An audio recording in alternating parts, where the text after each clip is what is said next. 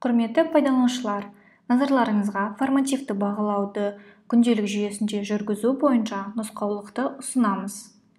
Формативті бағалауды жүргізу үшін біріншіден пән бойынша журналға өту қажет болады. Пән бойынша журналға өту үшін мектеп журналдар бөліміне өтіп, әрі қарай мектептегі сыныптар тізімі шығады.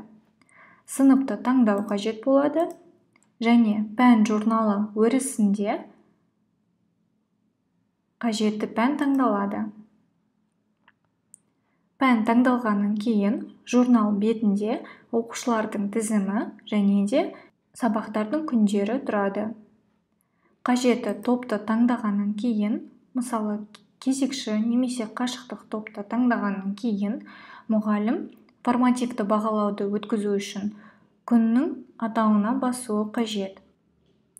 Басқаннан кейін сабақ парақшасы ашылады.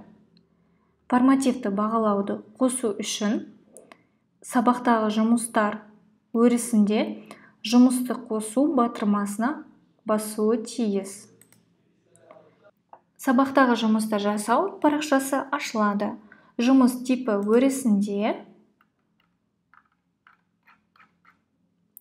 формативті баға жолын таңдау қажет. Формативті бағаны таңдағаннан кейін жасау батырмасына басады. Сабақ парақшасында қажетті өзгерістер енгізілді. Формативті баға деген сабақтағы жұмыс қосылды.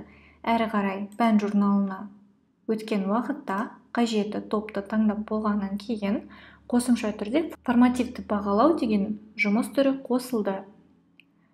Журналдың беті ашылды және де 1-ден 10-ға дейін формативті бағалауды қоюға арналған мүмкіндік пайда болды. Мысалы, 6. Назар аударыңыздар, пайдаланушылар.